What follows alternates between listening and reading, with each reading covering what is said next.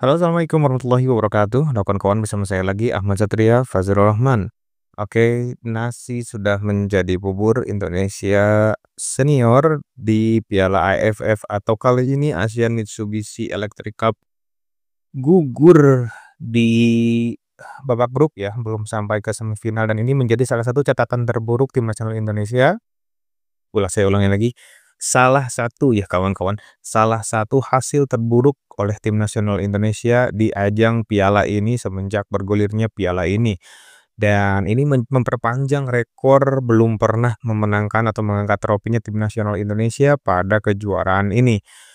Oke kawan-kawan, sebelum saya memberikan ulasan saya terhadap pertandingan tadi malam, saya ingin memberikan disclaimer kepada kawan-kawan dan mengumumkan bahwa ini adalah salah satu format terbaru dari konten saya. Jadi tanpa video ya kawan-kawan, tanpa showing, tanpa mengapa ya, tanpa memperlihatkan wajah saya saat berbicara. Karena dengan seperti ini saya berpikir bahwa kawan-kawan dapat menonton video saya tanpa melihat video. Jadi bisa Anda dengarkan kapan saja, dimanapun dan kapanpun.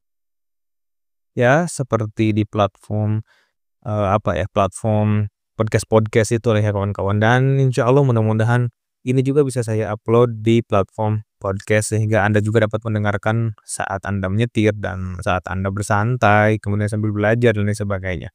Oke, langsung saja ke pembahasan tentang tim nasional Indonesia tadi malam yang dikalahkan oleh Filipina dengan skor tipis 1-0 di kandang. Oke, judul yang saya berikan di video ini atau di audio ini atau di podcast ini ya kawan-kawan memang sangat agak-agak keras dan juga agak-agak kontroversial ya. Tapi ini sudah merupakan sebuah pertimbangan dari saya karena melihat track record dari seorang Coach Sintayong dan juga para pemain tim nasional Indonesia yang berada di bawah asuhan Coach Sintayong. Jadi saya berani berbicara bahwa ini adalah arogansi dari seorang Coach Sintayong dan memang ia memiliki egoisme yang tinggi ya. Egonya tinggi banget ini Coach Sintayong. Kemudian pemain Indonesia sumbunya pendek-pendek ya sehingga seringkali tim nasional Indonesia mendapatkan kartu merah di berbagai ajang. Bukan hanya timnas yang kali ini ya, tapi beberapa kali juga tim nasional Indonesia utama yang berlaga di kualifikasi Piala Dunia itu juga terkadang mendapatkan kartu merah.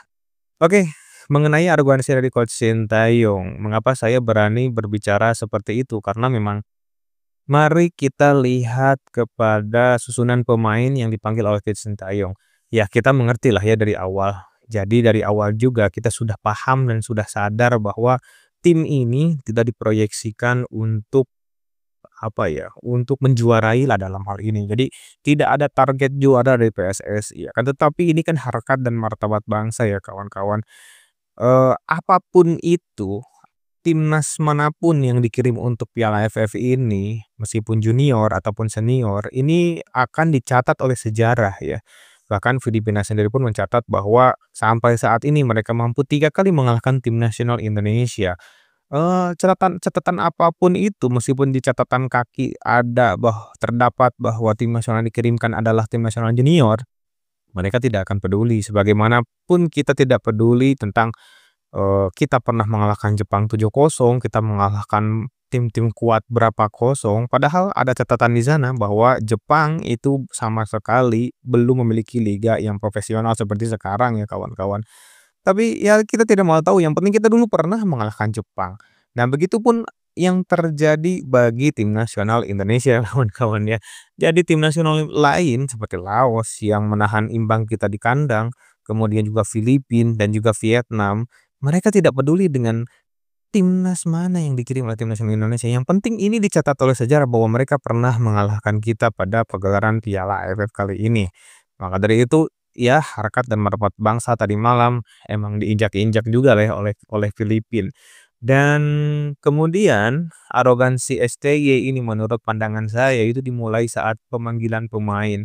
Banyak sekali pemain yang menurut saya sangat tidak bukan performanya di atas lapangan atau kualitasnya untuk menjadi pemain tim nasional Indonesia, padahal masih banyak stok-stok lain yang menurut saya yang lebih mampu dan mumpuni. PSSI mencanangkan bahwa tim ini diproyeksikan untuk SEA Games dan juga Piala Asia 2023. Akan tetapi, dengan mayoritas pemain seperti ini, tetap sulitlah bagi, tim nasional Indonesia untuk dapat bersaing bahkan dengan Laos sekalipun atau dengan Myanmar. Bayangkan saja kawan-kawan, di pertandingan pertama kita terseok-seok saat melawan Myanmar. Di babak pertama, ya kawan-kawan, pertandingan pertama saat melawan Myanmar, permainan kita sama sekali amburadul. Baru babak kedua kita lebih baik. Jadi intinya dari seluruh pertandingan ini, satu menang lawan Myanmar, kemudian seri melawan Laos, kemudian kalah melawan Vietnam, dan kalah melawan Filipina. Menurut saya overall tidak ada spesialnya sama sekali permainan tim nasional Indonesia ini ya kawan-kawan. Jadi menurut saya, ya harapan si STY ini dalam pemanggilan pemain. Padahal masih ada pemain yang lebih layak untuk masih berada di Piala AFF ini ya kawan-kawan. Contohnya ada Ramadhan Sananta dan lain sebagainya. Saya nggak berani tidak berani menyebutkan nama-nama pemain, takutnya ya saya dianggap, dianggap nitip-nitip pemain. Ya padahal bukan itu maksud saya, karena memang ya meskipun liga bergulir, tapi kalau misalnya ada pemanggilan terhadap pemain-pemain tersebut, saya kira pastilah pemain tersebut akan datang dan diizinkan oleh klub. Karena ini terkait dengan harkat dan martabat bangsa Indonesia. Dan kemudian terkait dengan pemain yang sumbu pendek, ya ini sudah sangat-sangat terjadi beberapa kali di tubuh tim nasional Indonesia, apalagi tadi malam ya kawan-kawan. Sebenarnya tim nasional Indonesia harusnya mendapatkan kartu merah itu di awal-awal pertandingan banget ya, saat Raihan Hanan itu melanggar kipernya sampai cedera begitu. Kalau misalnya VAR betul-betul beraksi pada waktu itu, kualitas VAR-nya bagus, itu kalau misalnya di Piala Asia itu sudah kartu merah, straight kartu merah. Kita pernah melihat kartu merah konyol yang didapati oleh seorang Ramadhan Sananta saat melawan Qatar ya kawan-kawan. Pada waktu itu dia menginjak kaki pemain Qatar, padahal nggak sampai cedera. Nah ini Raihan Hanan dia ngambil dari belakang dan sampai cedera itu kaki pemain, maksud saya kiper dari Filipina. Dan menurut saya kalau ini ada di Piala Asia sudah habis itu pasti kartu merah langsung. Nah mungkin ya kartu merah Ferrari yang terasa konyol ini merupakan, keadilan ya, jadi fair, keadilan dari Tuhan ya gitu kawan-kawan. Jadi memang, memang harusnya kita bermain dari 10 orang dari menit awal.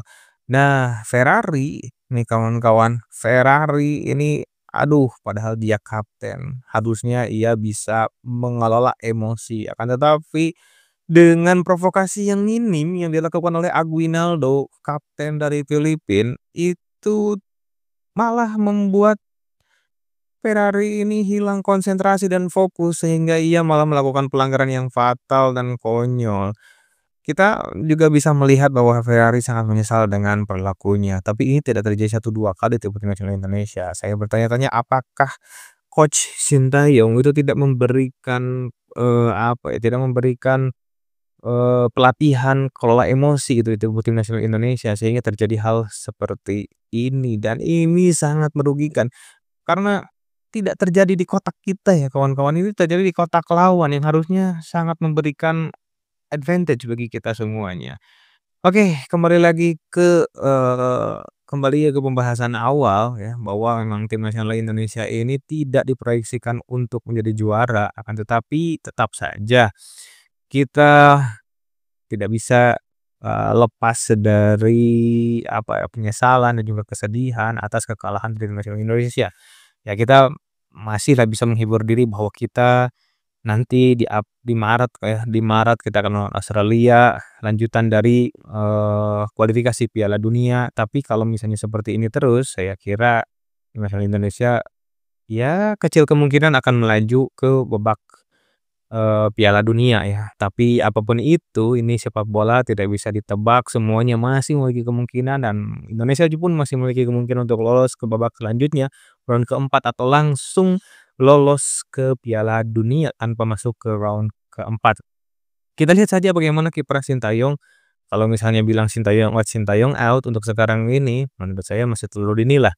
Ya, masih terlalu dini karena ya per petunjukan yang sebenarnya adalah nanti saat ia menukangi tim nasional terkuat kita di kualifikasi Piala Dunia. Nah, kalau misalnya tidak ada perubahan dari Coach Sintayong sampai saat ini, tidak ada perubahan lagi, arogansinya masih ada, egoisnya masih ada, kemudian rasa meremehkan lawannya itu masih ada seperti lawan Laos dan juga lawan China. Nah, ya sudah saatnya mungkin seperti apa yang dikatakan oleh Bung Toel lebih baik, Coach Sintayong mundur dari jabatannya. Aduh, ini menjadi sebuah, apa ya, statement yang berat juga bagi saya, yang awalnya saya agak enek kepada Bung Toel, tapi ternyata ada benarnya juga nih Bung Toel. Bahkan Bung Harpa itu di dalam salah satu, apa ya, dalam salah satu konten terbarunya beliau juga mengutarakan bahwa Coach Sintayong ini pelatih yang agak baperan gitu ya. Oke deh kawan-kawan yang bisa saya sampaikan, mudah-mudahan menghibur hari Anda meskipun Indonesia kalah. Terima kasih telah mendengarkan dan juga menonton video ini. Saya Hamzah Fajar Rahman. Jangan lupa untuk like, share, kemudian subscribe channel ini karena dengan subscription Anda itu akan membantu perkembangan channel ini. Kembali saya ucapkan terima kasih. Sampai jumpa di waktu yang akan datang. Assalamualaikum warahmatullahi wabarakatuh.